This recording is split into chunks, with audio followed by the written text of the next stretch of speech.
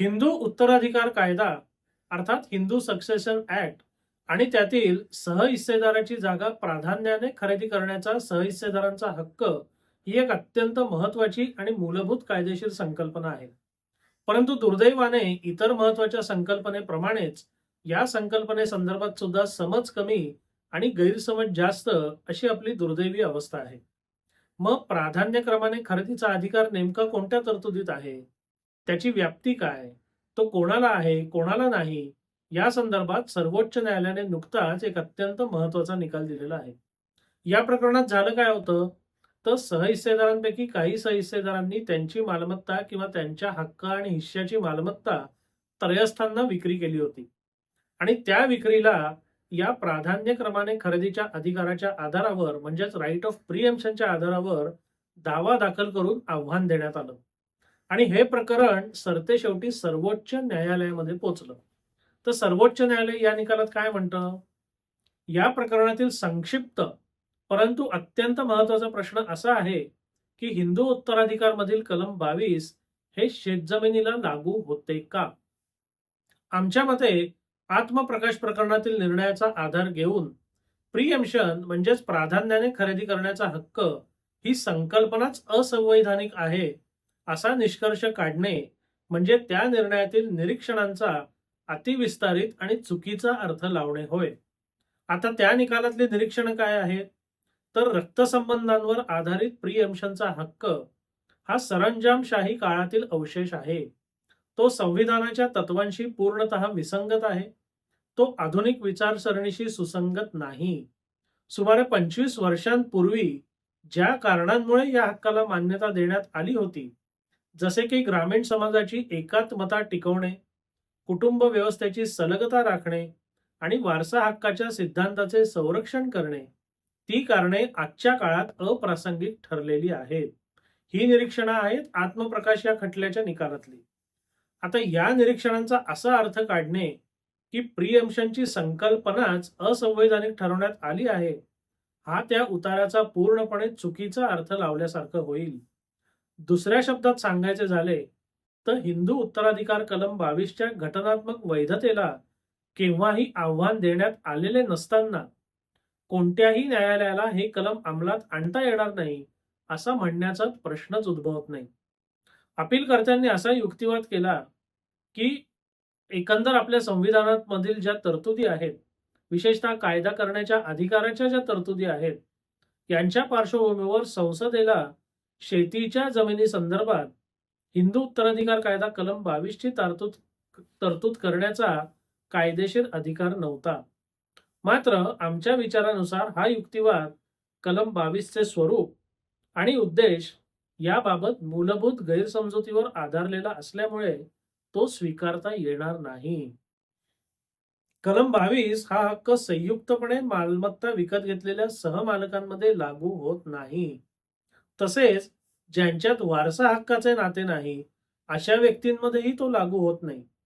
हा हक्क फक्त हिंदू उत्तराधिकार अधिनियमाअंतर्गत वारसा हक्काने मालमत्ता प्राप्त झालेल्या सहवारसांमध्येच उद्भवतो. म्हणूनच प्राधान्याने खरेदी करण्याचा हा हक्क हा वारसा हक्कापासून स्वतंत्र नसून तो वारसा हक्काचाच अविभाज्य भाग आहे. संसदेने हिंदू उत्तराधिकार अधिनियमाद्वारे वर्ग 1 वारसांसह इतर वारसांना मृत व्यक्तीच्या सर्व प्रकारच्या मालमत्तेवर शेतीच्या जमिनीसह वारसा हक्क प्रदान केला. त्याच वेळी त्या हक्कावर अशी अटही घातली की जर एखाद्या वारसाला आपल्या वारसा हक्कातील हिस्सा विकायचा असेल तर त्याने सर्वप्रथम तो हिस्सा आपल्या इतर सहवारसांना खरेदी करता देणं किंवा प्रस्ताव देणं आवश्यक आहे. त्यामुळेच प्राधान्याने खरेदी करण्याचा हक्क म्हणजे प्रेफरन्शियल राईट आणि वारसा हक्क म्हणजे सक्सेशन राईट हे दोन्ही एकाच धोरणाचे अविभाज्य घटक आहेत. हिंदू उत्तराधिकार अधिनियमाअंतर्गत हिंदूंच्या वारसा हक्काचे नियमन करण्यासाठी हे दोन्ही परस्पर पूरक स्वरूपाचे आहेत. त्यामुळे त्यांचा स्वतंत्र विचार करता येणार नाही. उलट ते एकत्रितपणे वाचले आणि समजून घेतले पाहिजेत. ही महत्वाची निरीक्षणं नोंदवून राईट ऑफ प्रिएम्पशन म्हणजे प्राधान्यक्रमाने खरेदीचा अधिकार याच्यावर सर्वोच्च न्यायालयाने पुन्हा एकदा मंजुरीची मोहर उमटवलेली आहे. या प्रकरणाचे तपशील तुम्हाला डिस्क्रिप्शनमध्ये मिळतील. ज्यांना हा निकाल हवा असेल ते त्या तपशिलाद्वारे डाउनलोड करून तो वाचू शकतात. पण या निकालाने काही महत्त्वाचे मुद्दे स्पष्ट केलेले आहेत. एक म्हणजे कलम 22 ही तरतूद असंवैधानिक नाही. ती संवैधानिक आहे. ती आजही लागू आहे. कलम 22 मधली तरतूद शेत जमिनीकरता सुद्धा लागू आहे. पुढचा महत्वाचा मुद्दा कलम 22 आणि त्या अंतर्गत जो प्रेफरन्शियल राईट म्हणजे प्राधान्यक्रमाचा अधिकार आहे, तो फक्त आणि फक्त वारसांपुरताच लागू आहे. म्हणजे जे सहहिस्सेदार वारसा हक्कामुळे सहहिस्सेदार झालेले आहेत, त्यांच्यामध्येच हा राईट ऑफ प्रिएम्पशन म्हणजे प्राधान्यक्रमाने खरेदीचा अधिकार लागू आहे. जर एखाद्या मालमत्तेचे 2 सहमालक असतील, पण त्यांच्यामध्ये वारसा हक्काचा काही संबंध नसेल, तर त्यांना या हक्काची उपलब्धता नाही. म्हणजे एखादी जमीन समजा 2 व्यक्तींनी मिळून विकत घेतलेली असेल आणि त्यातल्या एखाद्या व्यक्तीला आपला हक्क विकायचा असेल, तर तो घेण्याचा प्राधान्यक्रमाने अधिकार दुसऱ्या सहखरेदीदाराला नाही. म्हणजे हा जो अधिकार आहे, तो फक्त आणि फक्त वारसा हक्कामुळे जे सहहिस्सेदार आहेत, त्यांच्या पुरताच मर्यादित आहे. संयुक्त मालमत्ता खरेदीमुळे ज्या व्यक्ती सहमालक किंवा सहहिस्सेदार आहेत, त्यांच्या हक्काकरता हा अधिकार उपलब्ध होत नाही. म्हणजेच वारसामुळे सहहिस्सेदार झालेल्यांवर जी बंधनं आहेत, ती बंधनं संयुक्त खरेदीमुळे जे सहमालक आहेत, त्यांच्यावर नाही. हा सुद्धा या निकालाने स्पष्ट केलेला एक अत्यंत महत्त्वाचा मुद्दा आहे. म्हणून प्राधान्यक्रमाने खरेदीचा अधिकार कोणाला आहे? तर तो वारसांमुळे जे सहहिस्सेदार आहेत त्यांनाच आहे. तो शेतजमिनीकरता लागू आहे. पण तो कोणाला नाहीये? तर जे सहहिस्सेदार किंवा ज्यांची सहमालकी ही वारसा हक्कावर अवलंबून नाहीये, त्यांच्याकरता या प्रकारचा कोणताही हक्क सध्या तरी उपलब्ध नाहीये. म्हणून जेव्हा प्राधान्यक्रमाने खरेदीचा हक्क एखाद्या व्यक्तीला आहे किंवा नाही, असा प्रश्न तुम्हाला किंवा तुमच्या पक्षकारांना पडेल, तेव्हा या निकालाच्या पार्श्वभूमीवर आपण ती सगळी गोष्ट तपासली पाहिजे, की याचा हक्क नेमक्या काय स्वरूपाचा आहे? याच्याकडे हा हक्क कोणत्या कारणामुळे आलेला आहे? ज्याच्या विरोधात आपण हक्क मागतोय, त्याचं आणि याचं नेमकं नातं काय आहे? काही नातं आहे का?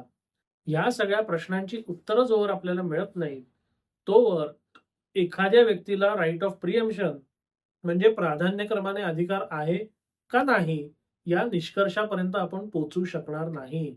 आणि जोवर तुम्ही निष्कर्षच काढू शकत नाही, तोवर पुढे काहीही करणं हे जवळपास अशक्य असतं.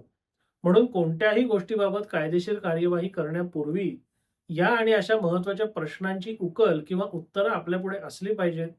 आणि जोवर ती उत्तरं मिळत नाहीत, तोवर कोणीतरी सांगतं किंवा कोणीतरी करतं म्हणून काहीतरी करू नये. त्याचा फायदा सोडून तोटा व्हायची शक्यता अधिक असते. हा निकाल, हा विषय, हा व्हिडिओ तुम्हाला कसा वाटला? अवश्य कळवा. धन्यवाद.